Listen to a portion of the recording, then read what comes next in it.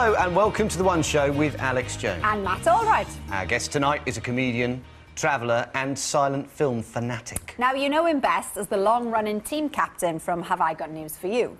You might not know him as Janice. Believe it or not, it's Paul Merton.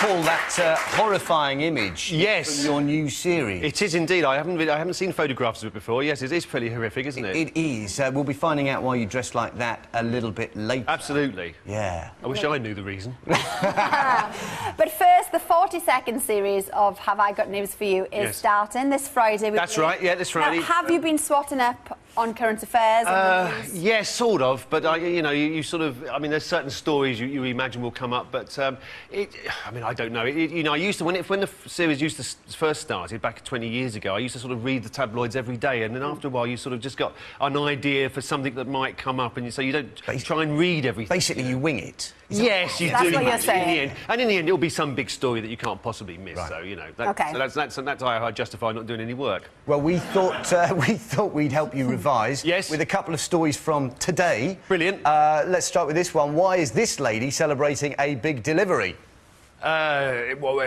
This woman's given birth to a huge baby.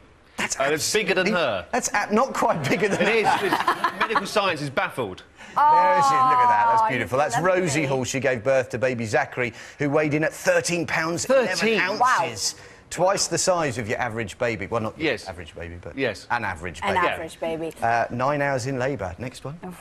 Next, we've got this man. Now, Oh, yes. What did this man do? I saw this today. This was in the paper. This was a man who came third in a marathon, which was fantastic. The only trouble is he got a bus halfway through. I love it. Jumped on a bus and it took him the last 5 miles. Why the other competitors didn't realise they had been overtaken by a bus, I've no idea. But he got up on the podium and claimed to have come third until the bloke who came third said, hang on a minute, who are you? I think you're ready for the next series. I don't think we need to worry at all, do we? Absolutely. No, round of applause. Thank you very much.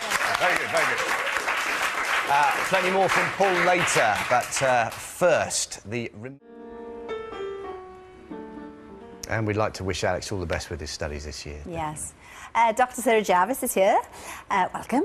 Now, first of all, Sarah, could you explain what gene therapy actually means? What is it? With pleasure, if you've got an hour to spare. Right, we haven't. Basically, everything our bodies do, every cell has genes in it. That's what makes us what we are. But in cystic fibrosis, there's just one gene that's gone wrong, one mutation. Yes. And that's what causes all the symptoms of cystic fibrosis. But the worst ones tend to be in the lungs. What they're doing with gene therapy is they're inhaling healthy cells with the healthy gene and trying to get your body's abnormal cells to work properly so that they can make the lungs work better. The problem is, of course, there are, cystic fibrosis is one of so many different, very deserving causes and illnesses and conditions that need this funding. So how's it decided which one gets the funding, which one doesn't? It's so difficult. Paul and I were just saying that it is so difficult when everything is so deserving. Do you support something that's going to make a little change to millions of people or something that's going to make a huge change to a very small number of people because not that many people are affected? It's a really tough call. There are lots of bodies out there. There are research funds, the Department of Health, the government gives grants to all sorts of different bodies, and basically these people, these researchers, are going to everybody to try and get a bit of money to make it add up. OK, thank you so much, Sarah. Paul, as a traveller, you will agree that flying nowadays is not the elegant experience maybe it used to be. Would you agree that? Absolutely. I would say, in fact, it's not the elegant experience it used to be. That's research, you see. Yeah, that's research. that helps. We knew he was going to say Yeah.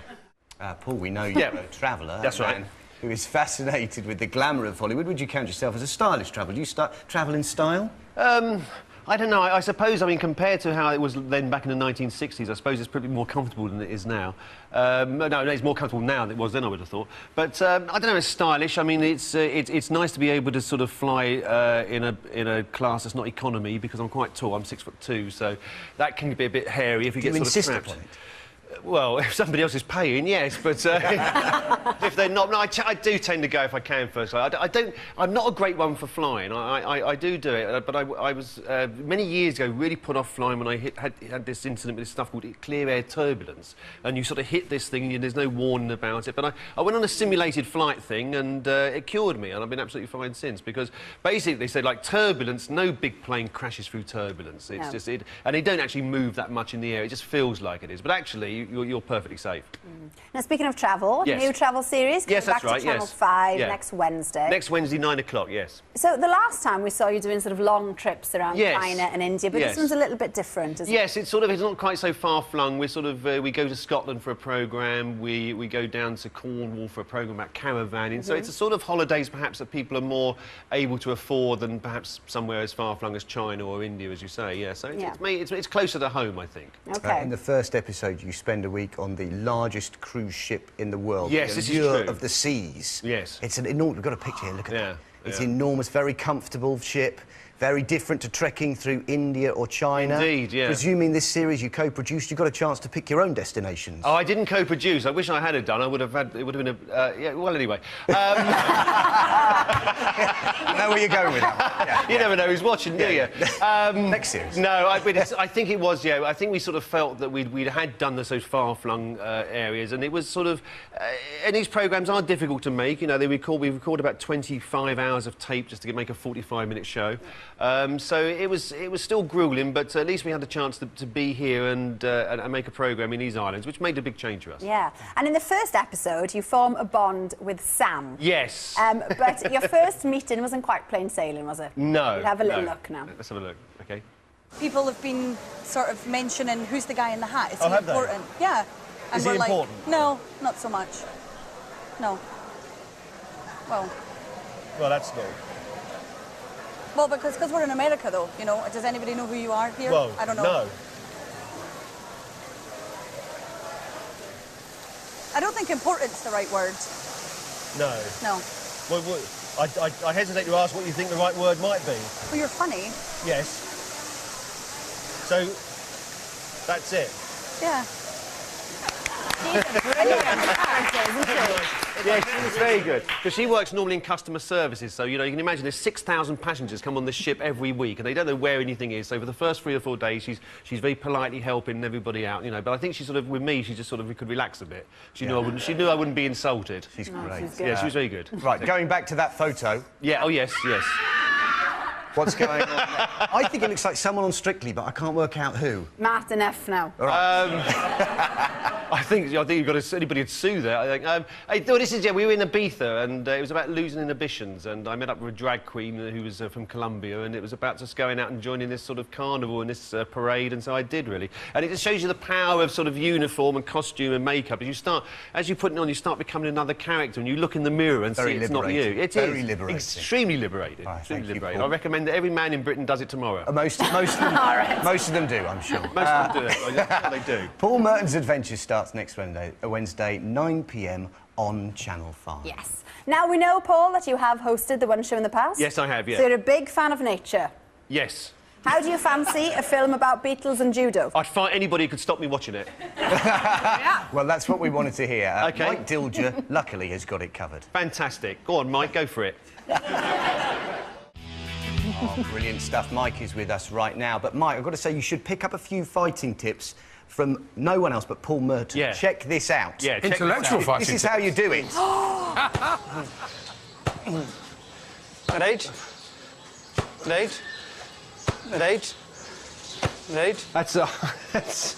That feels very strange. Yeah, that was a world record. I tell you, he's a sports journalist. He just has this thing about he has this sort of relationship with pain. He doesn't mind it. So just kick me, you know, and so I did. And these neighbours nearby had no idea. We're just looking over at this rather strange European man taking it out on this bloke. But he's practising with his son earlier. He's getting his son to kick him, and his son hit him on the top of the thigh here. Oh, and he said, "No, not there. Here, Where it is." Yeah, exactly.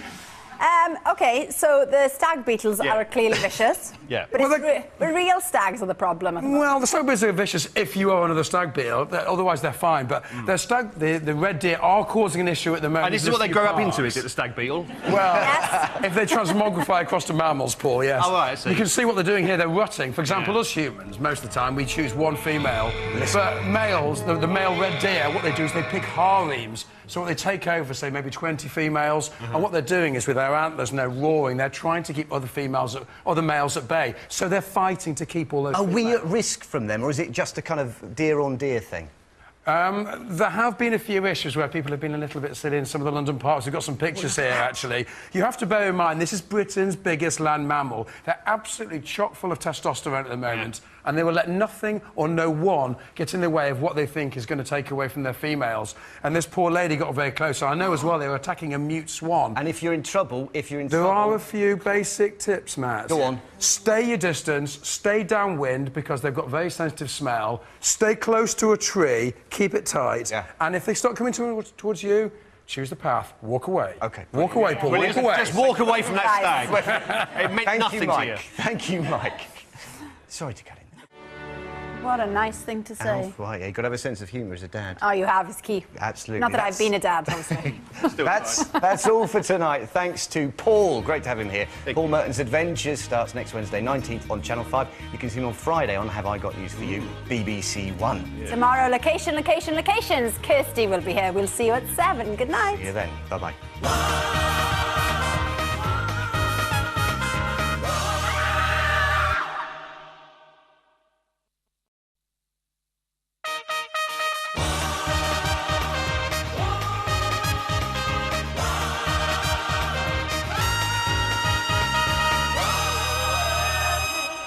Hello and welcome to The One Show with Alex Jones. And Matt, all right. Our guest tonight is a comedian, traveller and silent film fanatic. Now, you know him best as the long-running team captain from Have I Got News For You. You might not know him as Janice. Believe it or not, it's Paul Merton.